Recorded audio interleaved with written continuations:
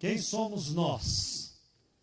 Quem sou eu para que Deus pudesse olhar para mim e se importar comigo? Quem é você para que Deus pudesse olhar e ter misericórdia de você e alcançar a cada um de nós com a tua graça e com o teu amor? Amém? Louvado seja o nome do Senhor. Texto da palavra de Deus que se encontra em João capítulo 9, nós vamos ler o verso 35 e o 38, depois nós iremos voltar um pouquinho mais e ler outros textos. Mas eu gostaria de mostrar para você um homem que recebeu um milagre do Senhor e que teve não só os seus olhos abertos, mas teve a sua mente, o seu coração também aberto. Há muitos anos atrás, eu conheci uma pessoa. E essa pessoa, eu fui visitar essa pessoa no hospital aqui em São Paulo. Eu fui visitar essa pessoa e essa pessoa tinha um problema sério, tem problema, não sei, faz muitos anos que eu não vejo, tem problema sério de diabetes. E ele tinha um problema sério, que ele precisava de um transplante de rim, em uma época. E ele foi numa igreja batista. E quando ele chegou nessa igreja batista, na entrada da recepção, o pessoal da recepção perguntava aos visitantes: você tem algum pedido de oração? Nós temos um grupo que fica orando aqui durante o culto e durante a semana vai estar orando também. E ele disse: olha, eu preciso de um doador de rim, porque eu preciso fazer um transplante. E anotou o nome dele, e anotou o pedido dele. E quando terminou aquele culto, apareceu o nome dele no telão. E o nome dele dizendo que era para ele comparecer no gabinete do pastor. E quando chegou lá no gabinete do pastor, o pastor conversou com ele e tinha uma família lá, e o pastor disse: é você que é o rapaz, tal, que está precisando de transplante de rim? Sim, sou eu. E um rapaz de 23 anos se apresentou e disse para ele o seguinte: se eu for compatível, eu vou doar um rim meu para você. E ele tomou um susto. Falei: por que você vai fazer isso? Você não está precisando de um rim? Falei: estou. Deus tocou no meu coração. Disse que se eu for compatível, eu vou ser seu doador. Eu falei com meu pai e minha mãe e eles concordam. Tudo bem, ele foi fazer os exames, o rapaz era compatível e o rapaz doou o rim para ele. Ele ficou com um e deu uma sobrevida para essa pessoa que nunca tinha entrado numa igreja cristã evangélica e recebeu então essa bênção. Ele recebeu essa bênção.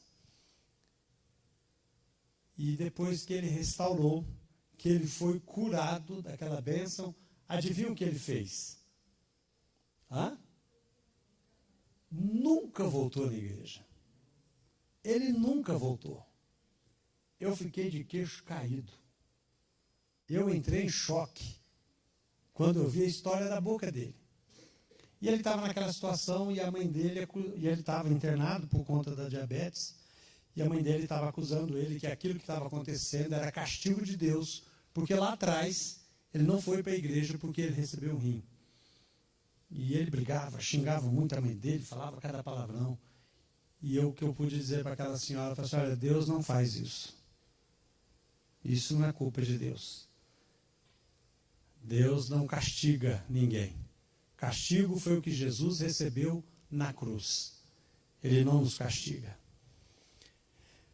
Eu aprendi na vida desse rapaz que só o Espírito Santo é capaz de convencer uma pessoa do pecado, da justiça e do juízo. Porque se não for o Espírito Santo que transforma a vida de uma pessoa através de um milagre, da conversão, de abrir não só da cura, mas de abrir os olhos espirituais da pessoa, aquela pessoa nunca vai se converter. Esse foi um dos motivos que Jesus não desceu da cruz. Quando os fariseus disseram a ele: se você é realmente o Filho de Deus, desça daí para que creiamos que tu és o Filho de Deus. Ele não desceu porque ele sabia que quem coloca condição para crer em Deus, não crê sob condição nenhuma. E a não ser que o Espírito Santo transforme o coração de uma pessoa, ela nunca vai se converter. Por que eu estou dizendo isso para você? Porque o texto que nós vamos meditar nesta noite fala de um homem que teve a sua visão aberta, um homem que foi transformado por Jesus, e à medida em que esse homem vai avançando, dando testemunho daquilo que Deus daquilo que Deus fez por ele, à medida em que ele vai avançando nessas confrontações que ele tem com os fariseus, ele vai tendo cada vez mais consciência, entendimento de quem é Jesus, o que é Jesus e a obra de Jesus. Enquanto os fariseus tentam desconstruir o milagre que aquele homem recebeu, aquele homem se firma cada vez mais em Jesus. João capítulo 9, o verso 35 ao 38 diz o seguinte: Jesus ouviu que eles tinham expulsado um homem. Que homem? Esse homem que foi curado, que nós vamos ler daqui a pouquinho, um pouquinho anterior ao texto. Ao encontrá-lo, perguntou: você crê no Filho do Homem? E ele respondeu: quem é, Senhor, para que eu creia nele? Jesus lhe disse: você já o tem visto, é aquele que está falando com você. Então ele afirmou: eu creio, Senhor, e o adorou. Obrigado, Senhor, pela tua palavra viva e eficaz. Continua, Senhor, a falar aos nossos corações. Nos abençoe, nós te pedimos nesta noite, em nome de Jesus. Amém. Jesus abre os olhos a um cego. Essa passagem, quando você lê desde o início, o Roberto, que trouxe essa mensagem numa quarta, não foi, Roberto? Até o verso 12, Jesus se encontra com esse homem, Jesus cospe no chão, faz lama, faz lodo, esfrega no olho daquele homem e diz o seguinte para ele: olha, vá se lavar no tanque de Siloé. E quando ele se lava, ele volta enxergando. E aqui é interessante porque quando ele enxerga, as pessoas começam a dizer: uai, não é ele que era o cego, que fica sentado ali de nascença, sentado ali pedindo esmola? Aí ele falou: não sei, parece, mas não é, não sei se é, ele está enxergando. O outro era cego e ele dizia: não, sou eu mesmo. Sou eu que era cego e agora estou enxergando. Mas o que foi que aconteceu com você? E ele disse: olha, Jesus, no verso 11, Jesus, ele passou lama no meu rosto, no meu olho, mandou eu me lavar. Quando eu voltei, eu estava enxergando. Então, quando aqueles homens olham aquela situação toda, eles levam aquele homem até os fariseus. Por que eles o levam? Porque Jesus faz uma coisa que ele faz quando ele cura o paralítico. O que é em comum entre a cura do paralítico no tanque de Betesda e a cura deste homem que está cego? É sábado. Jesus cura o homem no sábado. Essa é a grande questão e o grande embate que existe aqui, porque Jesus vai curar aquele homem no sábado, mas ao mesmo tempo que ele cura esse homem, à medida que aquele homem vai avançando na sua confrontação, os seus olhos espirituais vão se abrindo. E ele começa então a compreender que Jesus é muito mais que um simples homem. Ele é muito mais que alguém que lava ou abre somente os olhos e que faz um milagre tal. Ele e ele vai reconhecer isso, que ele é o profeta, que ele é o próprio Deus, que ele é o Senhor, que ele é o Messias, que ele é alguém que executa milagres. E algo impressionante é que a grande dificuldade para os fariseus, e em todo momento os fariseus estão querendo desmerecer, desvalorizar, tirar o crédito do milagre de Jesus, dizendo que Jesus é um homem pecador. Sendo um homem pecador, ele não poderia ser ouvido por Deus. E ele não poderia, então, pelo fato de realizar um milagre num sábado, ele não poderia ser de Deus. Por quê? Porque na cabeça deles é o seguinte: se Jesus é Deus e realiza um milagre no sábado, e Deus ouve porque ele realizou um milagre no sábado, então o nosso entendimento, a nossa interpretação de fariseu sobre o sábado, dizendo que não pode realizar nenhuma obra, ela está equivocada. Mas o orgulho é tão grande que eles preferem lutar para desmoralizar Jesus do que eles aceitarem que Jesus está certo e que eles estão errados. Essa é a grande questão aqui. É tentar desmerecer aquilo que Jesus está fazendo. Mas é interessante porque, à medida em que aqueles homens vão ficando cada vez mais incrédulos, e à medida que eles vão discutindo entre eles, caramba, mas ele curou alguém no sábado, como é que ele não é de Deus? E outros, não, ele não é de Deus, ele é do diabo, esse negócio está errado. Há uma divisão entre eles. Alguns querem crer em Jesus e começam a entender, olha, a nossa interpretação do sábado está errada. Mas os outros falam, não está errado, nós somos homens justos, somos homens corretos, mas aquele homem vai provar, e à medida que ele está avançando, ele está dizendo o seguinte, olha, eu estou enxergando. Jesus escolheu aquele homem e curou aquele cego, porque aquele homem tinha um coração ensinável. Ele era capaz de receber algo de Deus e ter a humildade suficiente para abrir o seu coração e dizer, esse é Senhor. E a sua interpretação e a nossa interpretação do sábado está equivocada. Então aquele homem reconhece Jesus como alguém que está ali para ensinar o seu coração, e uma pergunta paira aqui nos nossos corações: será que eu e você temos um coração ensinável por Deus? Será que eu e você somos capazes de ouvir a voz de Deus, de ouvir a mensagem de salvação e deixar que o Espírito Santo transforme a nossa vida? Será que você é capaz disso?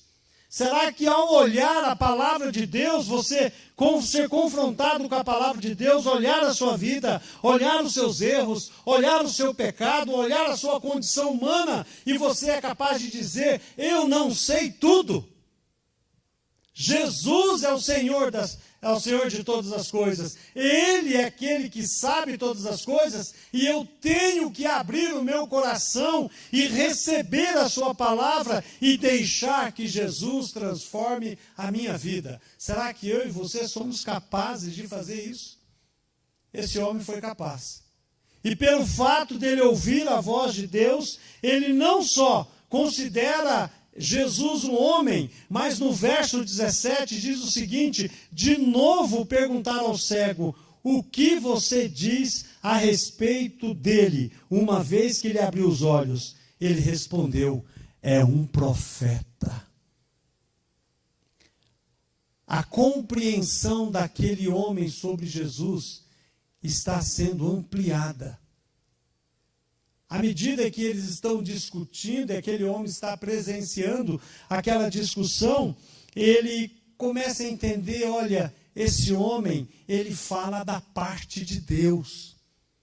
Ele não fala de si mesmo, porque Jesus já tinha ensinado, eu não venho fazer aquilo que eu quero, eu venho fazer a vontade do meu Pai. Jesus não está falando de si, Jesus está falando de Deus, Jesus está falando sobre a palavra de Deus, Jesus está colocando em evidência a palavra de Deus, e Ele mesmo é o próprio Deus. Ele mesmo é o Deus encarnado, Ele mesmo é conhecido como a palavra que se tornou carne, a palavra que se apresenta a nós, a palavra que pode transformar vidas. Então aquele homem claramente reconhece, ele é um profeta. Ele é alguém que vem da parte de Deus, ele não é um simples homem, é que isso que o cego está dizendo, ele não é um simples homem, ele é alguém que vem da parte de Deus para abençoar a minha vida e transformar a minha vida, e por isso eu recebo este milagre vindo de Deus. Mas este homem também, ele admitiu que Jesus era um operador de milagres. Ele tem a compreensão que Jesus não é apenas um homem, mas ele é um profeta, e um profeta que realiza milagres. E aqui é tão interessante porque o texto diz o seguinte para nós: então chamaram pela segunda vez o homem que tinha sido cego e lhe disseram: diga a verdade diante de Deus. Nós sabemos que esse homem é pecador. Para eles, Jesus era um pecador porque realizou uma obra no sábado. Esse homem diz o seguinte: se é pecador, eu não sei. O que eu sei é que eu era cego e agora estou vendo. Está tão claro isso. Contra fatos não há argumentos.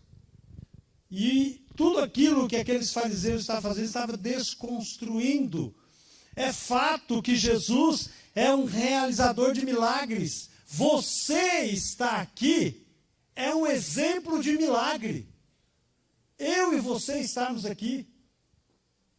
Quando eu estava preparando essa mensagem, eu estava pensando quantas pessoas eu e você perdemos nessa pandemia. Quantas pessoas morreram. E eu e você estamos aqui. Já é um milagre do Senhor. Já é um milagre.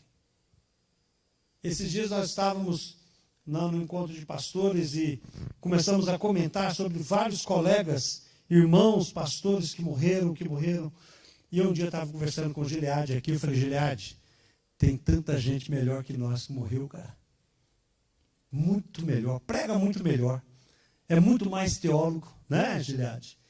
E nós estamos aqui ainda. É porque Deus ainda tem propósito na nossa vida. E Deus quer fazer milagres. Quando eu era pequenininho, um dia eu fui pequeno. Eu era pequenininho e eu lembro que papai tinha uma dificuldade com bebida e mamãe procurava uma igreja em que pudesse, então, ajudar meu pai a parar de beber e tal. Aquela situação que os irmãos já conhecem, eu já compartilhei com os irmãos. E a minha mãe sempre falava assim, a Lauri, que é uma tia minha, quando ela era criancinha, nós éramos crianças, a tia Lauri é a mais velha, ela sempre orava a Deus. A tia Lauri sempre orava a Deus. E a oração dela era o seguinte, Dilma, quando ela era criança, que quando ela ficasse velhinha, que Deus deixasse ela com o cabelo branquinho, mas não deixasse o rosto dela enrugado não, porque ela achava tão feio. Ela morreu, se não me engano, com 104 anos. Mostra a foto dela para mim, por favor. Essa foto foi tirada 1 ano antes dela falecer. Essa é a tia Lauri. Deus faz a harmonização facial. Essa mulher aí, ela sempre orou pela família dela. Pela família toda. Pelos sobrinhos, pelos netos. Sempre orou. E ela sempre tinha uma palavra de dizer o seguinte: por que você não vai para a igreja? E quando eu era pequenininho, eu, meu irmão, minha irmã, nós éramos todos pequenos. Um dia ela falou para minha mãe: Lenita, arruma esses meninos aí que eu vou levar tudo para a igreja. E passou lá em casa no domingo de manhã, pegou eu, meu irmão e minha irmã, que eram os três mais novos, e puxou até o Glaucio um tempo, foi também, lá para a segunda igreja batista de Goiânia. E lá na segunda igreja batista de Goiânia, eu ouvi o evangelho, eu me converti e me batizei em 1979. Porque essa mulher aí, ó, acredita no milagre da transformação. Hoje ela está com Deus, está na presença do Senhor e sempre intercedeu pela sua família. Pode tirar, obrigado. Essa mulher, quando ela nos levou para a igreja, ela ensinou para nós que Deus poderia nos transformar. E a nossa vida foi transformada. A nossa família foi transformada. Eu me batizei, mamãe batizou, depois o Valtinho se batizou, depois a Glaucia se batizou. Eu batizei meu irmão aqui. Temos uma irmã que nós estamos orando e intercedendo, que nós ainda vamos vê-la batizar em nome de Jesus. Nós podemos acreditar e crer no milagre, porque o Senhor nos transforma. Ele não só cura as nossas feridas, mas Ele abre a nossa mente, Ele abre o nosso coração, para que nós possamos ter a compreensão daquilo que o Senhor é para nós. E esse homem, esse cego, esse ex-cego, né? Esse ex-cego, ele estava tendo essa compreensão que Deus estava fazendo um milagre na vida dele. E o que é muito interessante era o embate que ele tinha com aqueles homens. Ele não temeu, ele não teve medo. O verso 4, o verso 26 a 33 vai mostrar que a compreensão deste homem, ao tal ponto dele reconhecer que Jesus era um homem de Deus. Veja só o verso 26. Perguntaram-lhe outra vez: o que ele fez a você? Como lhe abriu os olhos? Ele respondeu: já lhes disse, mas vocês não ouviram. Por que querem ouvir outra vez? Por acaso vocês também querem se tornar discípulos dele? Aqueles homens ficaram injuriados. Então o insultaram e disseram: discípulo dele é você. Nós somos discípulos de Moisés. Olha a cegueira daqueles homens. Sabemos que Deus falou a Moisés, mas este nem sabemos de onde é. O homem respondeu: é estranho vocês que não saibam de onde ele é, mas ele me abriu os olhos. Olha a aula de teologia, irmãos, que aquele cego dá para aqueles homens. Por isso que ele fala: é estranho que vocês não saibam, porque eles eram doutores da lei. Eles deveriam saber quem era Jesus. Na verdade, eles deveriam estar juntos com Jesus.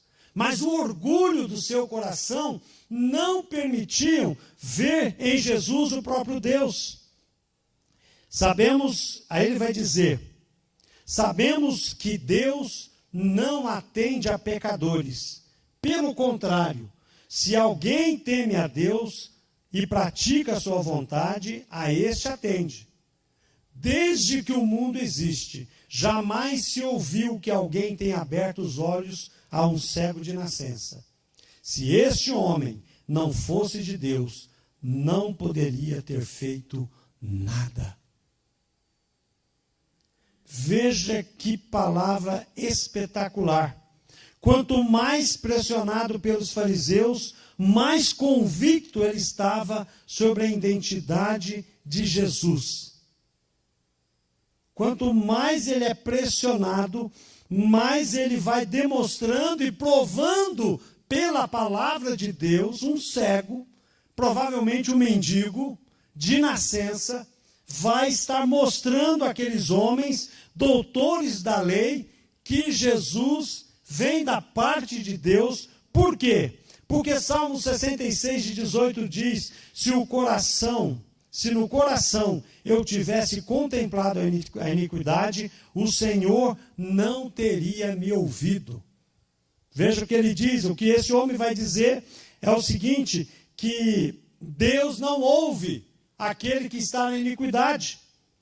Aí por isso que eu estou citando o 66, verso 18 dos Salmos, e Ezequiel 8:18 vai dizer, por isso também eu os tratarei com furor, os meus olhos não terão piedade, eu não os pouparei, ainda que gritem os meus ouvidos em alta voz, nem assim os ouvirei. Deus dizendo que ele não ouve aquele que é ímpio, aquele que está em pecado, aquele que está longe da vontade de Deus. Provérbios 15:29 diz, o Senhor está longe dos ímpios, mas ouve a oração dos justos.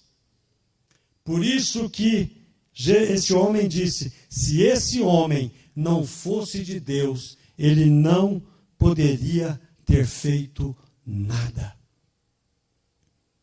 Ele prova àqueles homens que Jesus não só é um fazedor de milagres, não só é um profeta, não só é um homem de Deus, mas ele é alguém que vem da parte de Deus.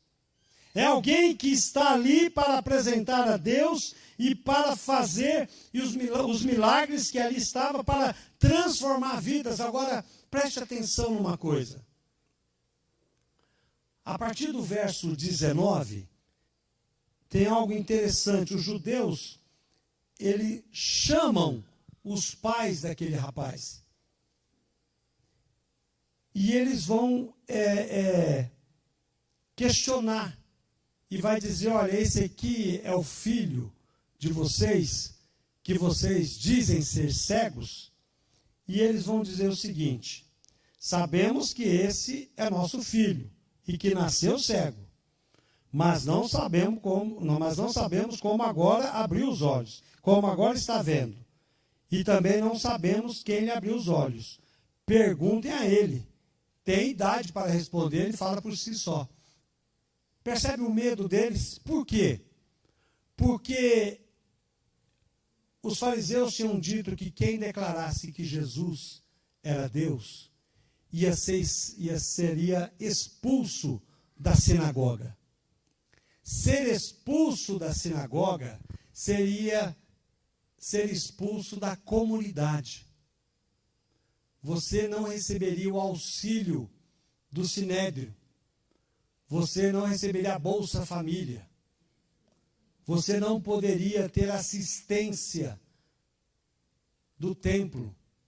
Se você vendesse alguma coisa, é igual... Deixa para lá, não vou falar. É igual uma organização que faz, quando você faz tudo que ela quer, tudo bem, mas quando você não faz o que ela quer, então ela fala, pessoal, não compra dele não, que ele é pagão.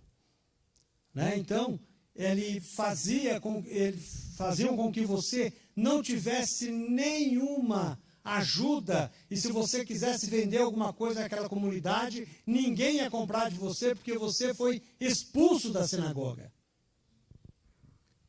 Então os pais ficaram com medo. Mas aquele homem que foi curado, ele não queria nem saber.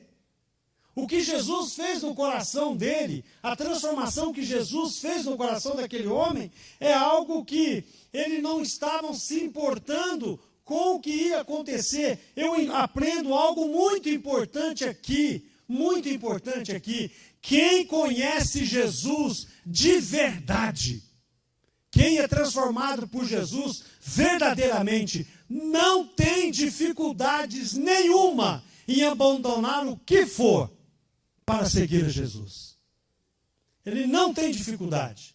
Seja o que for. Ele pode não ter a compreensão de tudo, mas ele aprende a ter fé em Jesus. E é exatamente isso que Jesus está fazendo com este homem. Ele está desenvolvendo a fé deste homem. Cada vez mais ele está aprendendo que ele deve se agarrar a Jesus, mesmo que ele não conheça Jesus por completo, mas ele tem que estar com Jesus, e quando ele tem esse embate, e ele fala isso que ele fala àqueles homens, aqueles homens falam assim: você é um pecador e está querendo ensinar a nós? E expulsam aquele homem. O que os pais dele teve medo, ele não teve. Ele foi expulso da presença daqueles homens e da sinagoga. Ele não teria mais nenhuma condição de sobreviver naquele meio. E aqui algo interessante para nós é que quando uma pessoa conhece a Jesus, recebe a Jesus como Salvador, muda a sua vida, muda o seu caráter, aquilo que era valor para ele deixa de ter valor, as coisas deste mundo ele começa a largar, ele começa a abandonar, porque em Jesus ele quer ter uma vida nova. E para que ele possa ter uma vida nova, ele tem que abandonar muitas coisas, e às vezes abandonar até amizades, para que ele possa ter uma caminhada sincera e verdadeira com Jesus. Mas o que é mais interessante é que quando aquele homem é expulso da presença dos sacerdotes, dos fariseus, Jesus fica sabendo o que aconteceu com ele. Sabe o que Jesus faz? Jesus vai ao encontro dele. A versão que eu mais gosto dessa passagem específica, que está no verso 35, diz assim, a NVI diz assim, Jesus ouviu que eles tinham expulsado o homem. Ao encontrá-lo, perguntou: você crê no Filho do Homem? Ele respondeu: quem é, Senhor, para que eu creia nele? Mas a versão NVT diz o seguinte: quando Jesus soube do que havia acontecido, procurou o homem e lhe disse. Por que Jesus procurou aquele homem? Porque não somos nós que encontramos Jesus. É Jesus que vai ao nosso encontro. É Jesus quem nos busca. É Jesus quem nos resgata. É Jesus que toma a decisão de nos amar. É Jesus que toma a decisão de morrer por nós. É Jesus que escolheu nos amar. Não porque nós somos merecedores. Como a música que as irmãs cantaram aqui agora. Quem somos nós? Quem sou eu? Não somos ninguém, não somos nada. Somos pobres homens e mulheres que merecemos o inferno. Mas Jesus olha para nós, nos ama e nos chama. E quando Jesus se apresenta, aquele homem vai dizer: você crê no Filho do Homem? Ele respondeu: quem é, Senhor, para que eu creia nele? E Jesus lhe disse: você já o tem visto, é aquele que está falando com você. Então ele afirmou: eu creio. Jesus se apresenta àquele homem e vai dizer: olha, você acredita que eu sou aquele que Deus prometeu lá no passado que iria enviar para restaurar Israel? Você acredita que eu sou o Filho do Homem que Daniel cita lá no seu livro, dizendo que estaria presente para abençoar e restaurar? Você crê nisso? E aquele homem, quem é ele? Porque quando Jesus cura ele, e ele vai se lavar, ele não tinha visto Jesus. Quando ele sai de lá, ele não encontra Jesus. Mas quando Jesus sabe o que aconteceu com ele, e o testemunho, veja só como Deus é incrível. Aquele homem ainda não tinha conhecido Jesus como Salvador, mas a sua compreensão foi crescendo cada vez mais. Até chegar ao certo ponto em que Jesus então se apresenta a ele e diz: olha, eu sou aquele que é o Messias. E aquele homem olha para Jesus e diz: eu creio. E o texto diz que aquele homem se ajoelha, se prostra e adora ao Senhor. Por que eu digo porque ele ajoelha? Porque sempre na Bíblia, quando cita em adoração, é aquela pessoa que se prostra diante de Deus. Mais uma prova que Jesus é o próprio Deus, porque só o próprio Deus aceita a adoração. Finalmente, aquele homem adorou o Senhor. E ele disse, eu creio, e o adorou. Adoração significa rendição. Adoração significa renúncia. Adoração significa disposição. Adoração a Deus significa serviço a Deus. Adoração significa compromisso. Adoração significa obediência à palavra de Deus. Você adora a Deus quando louva a Deus, quando canta a Deus, quando levanta suas mãos e ora a Deus. Mas você adora a Deus quando você diz não ao pecado e sim à santidade que o Senhor lhe oferece. E aquele homem estava disposto a conhecer Jesus e seguir os passos e ser um discípulo de Jesus. Jesus encerra no verso 39, 40 e 41, dizendo, eu vim a este mundo para julgar, para dar visão aos cegos e para fazer os que veem se tornem cegos. Alguns fariseus que estavam por perto o ouviram e perguntaram, você está dizendo que nós somos cegos? Se vocês fossem cegos, não seriam culpados, respondeu Jesus. Mas a culpa de vocês permanece, pois ainda afirmam que podem ver. Perdido e cego é aquele que não reconhece Jesus como Salvador e Senhor da sua vida. Aqueles que pensam que enxergam. Aqueles que pensam que sabem como conduzir a sua vida. Aqueles que pensam que a sua vida está muito bem. Que a forma que buscam a Deus, simplesmente de uma forma supérflua, está muito bem. Alguém que não passa no teste da salvação. Esses estão perdidos. Salvo é aquele que reconhece a sua condição. Salvo é aquele que reconhece o seu pecado. Salvo é aquele que reconhece que precisa de perdão e que precisa reconhecer que Jesus Cristo é Salvador e Senhor. Feche seus olhos. Eu gostaria de orar com você neste momento.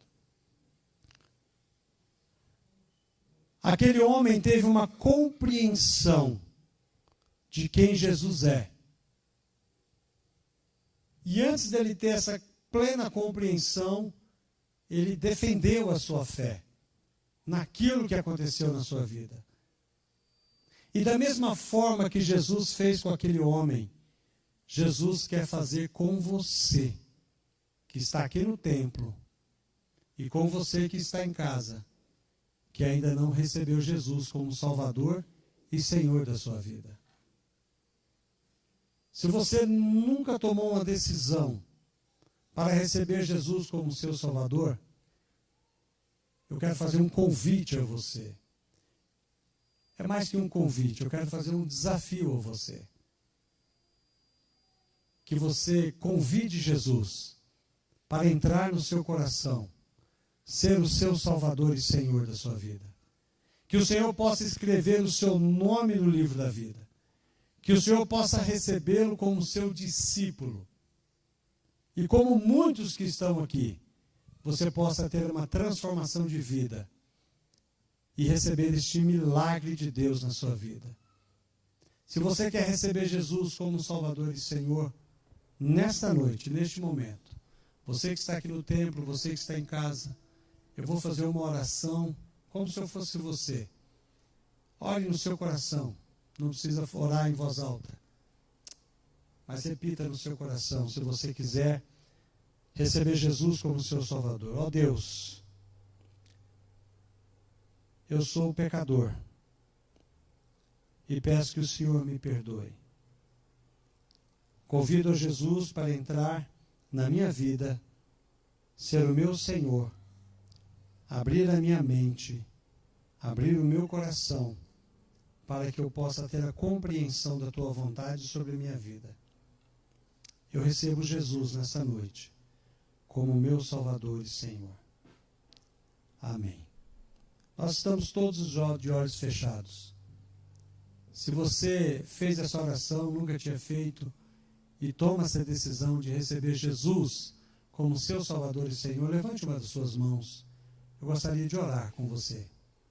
Deus abençoe pela sua decisão. Pode abaixar a sua mão. Mais alguém que queira receber Jesus como Salvador? Você que está em casa e você ainda não recebeu Jesus como Salvador, e você está levantando a sua mão, entre na descrição do link, mande uma mensagem para nós. Tem o telefone da nossa secretaria, o WhatsApp, entre em contato conosco. Eu gostaria de orar por você e eu gostaria de ajudar você nesse processo. Senhor, em nome de Jesus, o Senhor conhece cada vida aqui. O Senhor conhece cada coração. Eu te agradeço, ó Deus, pela vida do Senhor Osvaldo, que toma uma decisão nesta noite e recebê-lo como Salvador e Senhor. Confirma, ó Deus, no seu coração, na sua mente, a sua decisão. Aquelas pessoas que estão em casa, ó Deus, que levantaram as suas mãos, abençoe cada uma delas, ó Pai, e confirma também no seu coração que são filhas de Deus, Pai.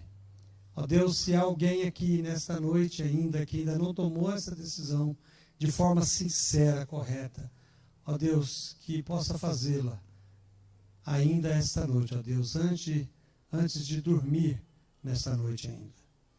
Muito obrigado, ó Deus, pela história deste homem, a qual o Senhor transformou. Muito obrigado, porque o Senhor tem transformado a nossa história também. Muito obrigado pelas pessoas que o Senhor tem colocado em nosso caminho, que tem trazido o Teu Evangelho para nós. Continua, ó Deus, a nos abençoar, e que cada um de nós possamos, ó Pai querido, como aquele homem, estar dispostos a enfrentar o que tiver que enfrentar, mas permanecer firme na convicção de que Jesus é Senhor, Salvador, profeta, fazedor de milagres, homem de Deus e o próprio Deus encarnado. É a nossa oração no nome de Jesus. Amém.